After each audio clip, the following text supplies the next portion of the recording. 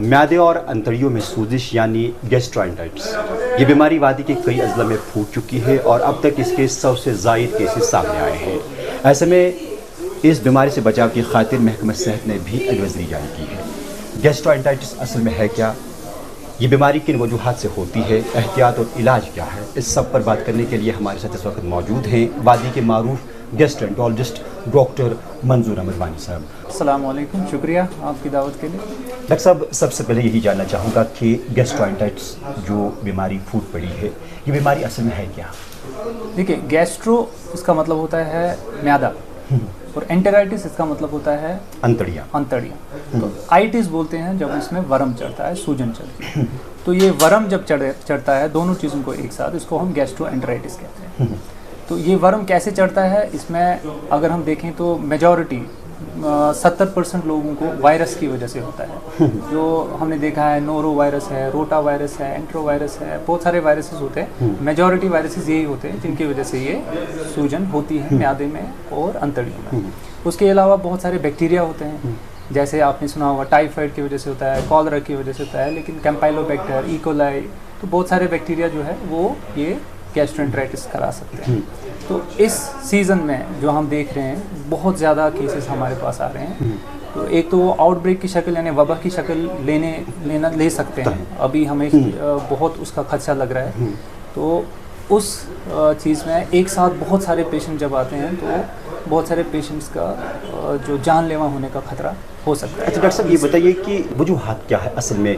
क्या खान पान में इसका अमल दखल है, माहौल में इसका अमल दखल है, या आपने जो गिनवाए वायरसेस की वजह से ये बीमारी फूट पड़ी है? ये वायरसेस तो हमेशा होते हैं हमारे एनवायरनमेंट में और बैक्टीरिया भी हमेशा होते हैं, लेकिन ये बहुत जल्दी एक इंसान से दूसरे इंसान में कैसे जाते हैं, इसमें बहुत ज़्यादा अमल दखल है। जो अभी जो हीट वेव चल रही है और अभी जो टूरिस्ट बहुत ज़्यादा आ रहे हैं और अभी जो इस टाइम जो है वो जंक फूड, स्ट्रीट फूड और बहुत सारे लोग जो है वो बाहर के खान पान खा रहे हैं, जो हाइजीन का उसमें जो साफ़ सुथराई का या ख्याल नहीं रखते हैं, ख्याल रहता भी नहीं है। क्योंकि आप देखें अगर हम ऑफिस से आते हैं तो मान लीजिए 1 लीटर या 1.5 लीटर की बोतल पानी साथ ले जाएंगे, लेकिन अभी इतनी गर्मी है कि उसको 2 लीटर, 3 लीटर, 4 लीटर भी बनाना है। बिल्कुल। हाँ, तो वो कहाँ से पिएगा?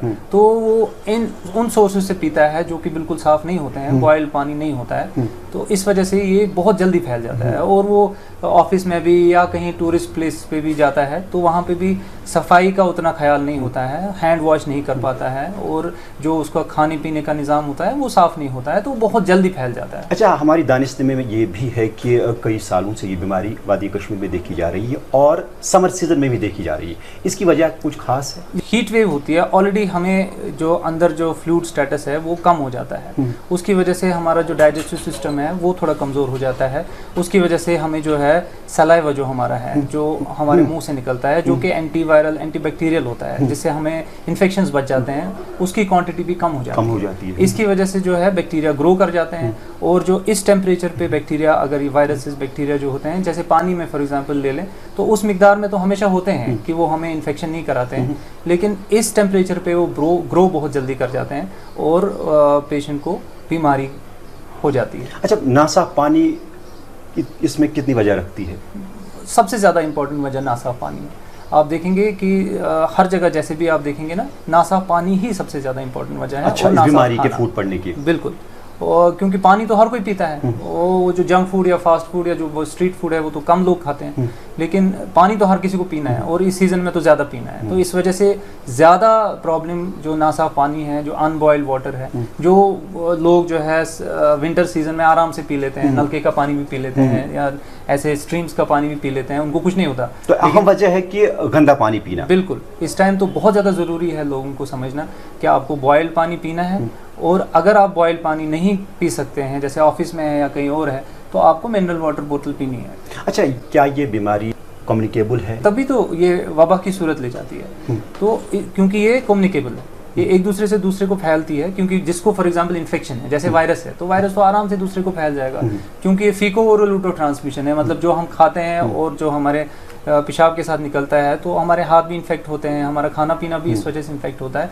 तो इस वजह से हम कहते हैं कि जिन लोगों को इन्फेक्शन है उनके साथ क्लोज कॉन्टैक्ट अवॉइड करना चाहिए, तो उन लोगों को अलग से रखना चाहिए या क्लोज कॉन्टैक्ट उनके साथ अवॉइड करना चाहिए। अच्छा, हिफ्ज़ानी सेहत का कितना ख्याल रखना है? बहुत ज़्यादा ज़रूरी है कि हमें जो है अपने खाने पीने का ख्याल तो रखना ही है। तो अपने जो घर में जो हमारे खाने हैं तो उसमें तो बहुत ज़्यादा ज़रूरी है कि हम फ्रेश खाएं सारा कुछ।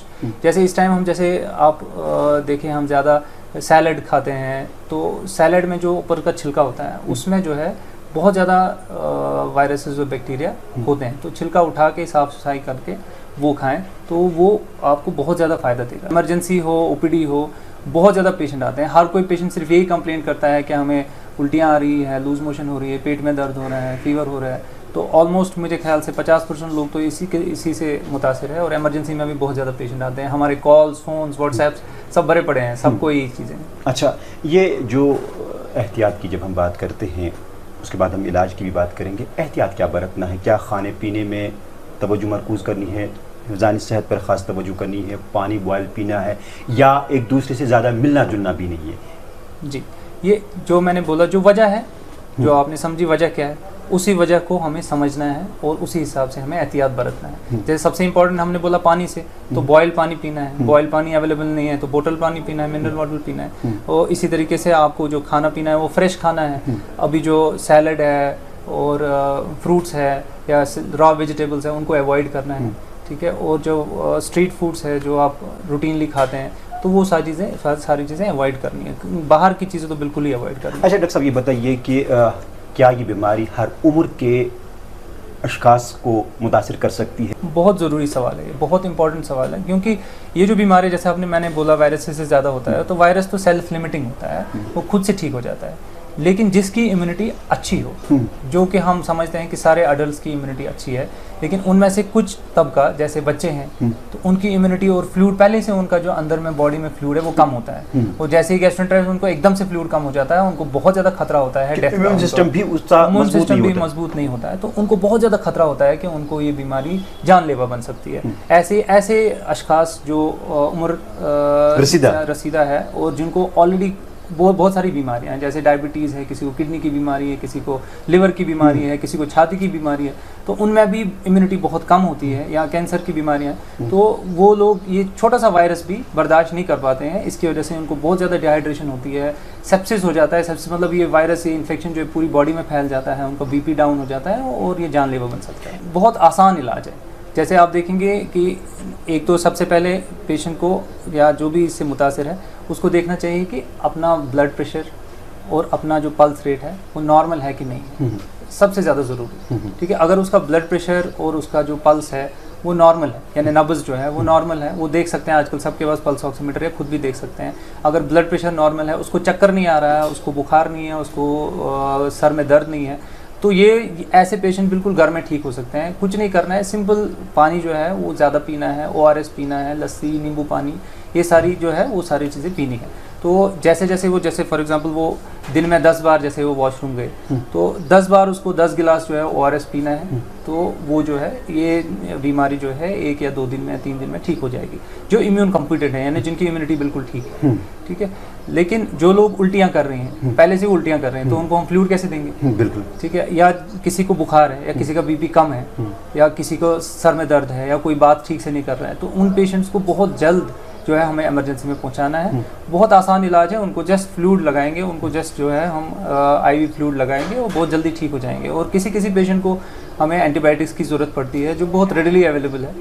किस सूरत में ये बीमारी वबाई बीमारी की शक्ल इख्तियार कर सकती है? वबाई बीमारी मतलब जैसे फॉर एग्जांपल किसी को यही गैस्ट्रोएंटेराइटिस जो है, जैसे कॉलरा है, विब्रियो कॉलरी एक बैक्टीरिया होता है जो बहुत जल्दी फैलता है, एक दूसरे से दूसरे इंसानों को फैलता है, और एक साथ बहुत सारे पेशेंट्स आ जाते हैं, तो उसी को हम वबा बोलते हैं। एक साथ जब बहुत सारे आ जाते हैं, ऐसे तो उनको मैनेज करना आसान है, लेकिन अगर एक साथ हमारी कैजुअलिटी में जैसे यहाँ पे 10 लोगों की कैपेसिटी है, एक साथ 100 लोग आ गए, तो हम कैसे उसको मैनेज करेंगे? तो बाकी 90 लोगों को जो है उन लोगों को बर वक्त इलाज नहीं मिलेगा, ये फ्लूइड ही नहीं मिलेगा तो मर सकते हैं। तो दैट इज़ वाई हम लोगों को अपने घर में अभी से इस चीज़ का ध्यान रखना है कि हम इन चीज़ों का ख्याल रखें और अपने आप को हाइड्रेट करें और ये इन प्रिकॉशंस का ख्याल रखें। जिनका इम्यून सिस्टम ठीक है तो किसी हद तक वो इस बीमारी से बच सकते हैं, लेकिन जिन बच्चों या बुज़ुर्गों का इम्यून सिस्टम कमज़ोर है, कितना ख़ास ध्यान रखना चाहिए उन्हें? उन्हीं को सबसे ज़्यादा ख़ास ख्याल रखना है।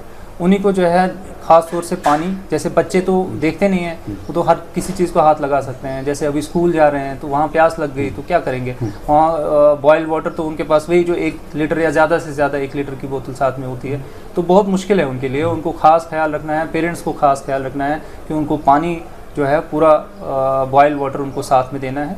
और जो स्कूल्स में हैं, स्कूल्स में भी उनको जो अगर बॉयल वाटर अवेलेबल नहीं है तो मिनरल वाटर अवेलेबल रखना है या आरओ अवेलेबल रखना है, वो बहुत ज़्यादा ज़रूरी है।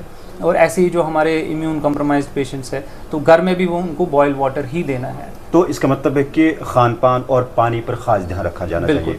ये अब चूँकि अगर किसी को होता है, थोड़ा सा सिम्टम ज़ाहिर होता है, तो बर वक्त घर में क्या इलाज कर सकते हैं ताकि बेहतर तौर उसको फिर अस्पताल ले जाया जा सके? हाँ, जैसे मैंने बोला, अगर किसी को सिर्फ लूज़ मोशन हो रही है, पेट में दर्द हो रहा है, तो वो आराम से अपने घर में इसको ट्रीट कर सकते हैं। जितनी बार भी लूज़ मोशन हो, ORS 1 गिलास पिए, ठीक है, तो जितनी बार भी लूज़ मोशन हो 2-3 दिन में ये ठीक हो जाएगा। लेकिन अगर उसको उल्टियाँ हो रही है तो हॉस्पिटल जाना पड़ेगा, डॉक्टर को, स्पेशलिस्ट को मिलना पड़ेगा। अगर उसको पेन हो रही है ज़्यादा, बहुत ज़्यादा जो कंट्रोल नहीं हो रही है, तो डॉक्टर के पास जाना पड़ेगा, थोड़ी सी दवाई खानी पड़ेगी। लेकिन मेजॉरिटी पेशेंट जो इम्यून कॉम्पिटेंट है, जिनकी इम्यूनिटी अच्छी है, तो बिल्कुल आराम से ORS से ही ठीक हो सकते हैं, जो कि रिसर्च से ऑलरेडी प्रूवन है कि सबसे ज़्यादा डेथ्स भी प्रिवेंट हुई है ORS से। अच्छा। और सबसे ज़्यादा डेथ्स जो है 90% डेथ्स जो है वो सिर्फ ORS से प्रिवेंट हो गई है, बच गए हैं लोग सिर्फ ORS पीने से। क्योंकि इसमें कोई ऐसा तो है नहीं कि इंसान किसी और चीज़ से मर जाएगा, इसमें तो मरता है डिहाइड्रेशन से। पेशेंट को पता नहीं चलता, उसको लगता है खाली लूज मोशन है, लेकिन एक ही दिन में उसको इतना ज़्यादा फ्लूइड कम हो जाता है, खासतौर से बच्चों में, कि वो जो है जानलेवा बन जाता है। जब तक वो हॉस्टल पहुंच जाता है तब तक उसका अंदर फ्लूइड बहुत कम हो गया होता है और वो जानलेवा बन जाता है। डॉक्टर साहब, आखिर पर आपके मैसेज जाना चाहूँगा कि बहुत सारे ऐसे मरीज़ हैं जो इस वक्त परेशान हैं और लोगों में भी खदशा ज़ाहिर किया जा रहा है कि अगर एक अज़ला में ये बीमारी फूट पड़ी तो दूसरे में भी हो सकती है। और दूसरा कि इस वक्त बहुत सारे इलाकों में नासाफ पानी भी है, और क्योंकि पानी की कमी वादी कश्मीर में इस वक्त पाई जा रही है, तो उनके लिए आपकी मैसेज क्या रहेगी? बिल्कुल घबराने की ज़रूरत नहीं है, आपको बस सिर्फ बॉयल पानी पीना है। अभी जैसे ये 1 महीना, मान लो अभी हीट वेव है, तो इस 1 महीने में आपको बहुत ज़्यादा कोशिश करनी है। वैसे तो हमेशा बॉयल पानी पीना चाहिए, लेकिन इस 1 महीने में आप बिल्कुल कोशिश करेंगे कि बॉयल पानी के बगैर कुछ नहीं पिएंगे। आप रास्ते में है, बॉयल पानी अवेलेबल नहीं है तो मिनरल वाटर पिएंगे। तो उसके बगैर junk food, fast food, street food, जो भी आप बाज़ार की चीज़ें हैं, वो सारी चीज़ें फ़िलहाल अवॉइड करेंगे। मेरी ओपिनियन ये है कि फ़िलहाल सैलड या फ्रूट्स वगैरह जो आप ले रहे हैं वो भी फ़िलहाल कुछ टाइम तक आप बंद करें। आपने हमें अपना कीमती वक्त दिया, ये आपका बेहद शुक्रिया। थैंक यू, शुक्रिया। ये थे गैस्ट्रोएंटरोलॉजिस्ट डॉक्टर मंजूर अहमद वानी, जिनका साफ कहना है कि एहतियात इलाज से बेहतर है। ऐसे में अगर बर वक्त एहतियात किया जाए तो इस बीमारी यानी गैस्ट्रोएंटेराइटिस से बचा जा सकता है और घबराने की ज़रूरत नहीं है। इसका इलाज बेहतर तौर किया जा सकता है।